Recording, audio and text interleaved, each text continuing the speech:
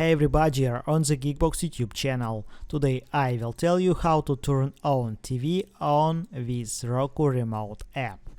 Let's go. Open settings.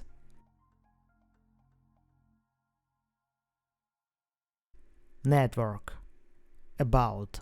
Check your network. Your phone and your Roku TV must be connected to the same Wi-Fi network.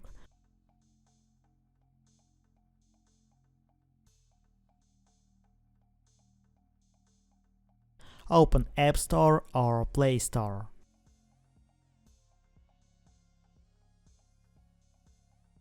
Find and install Roku app.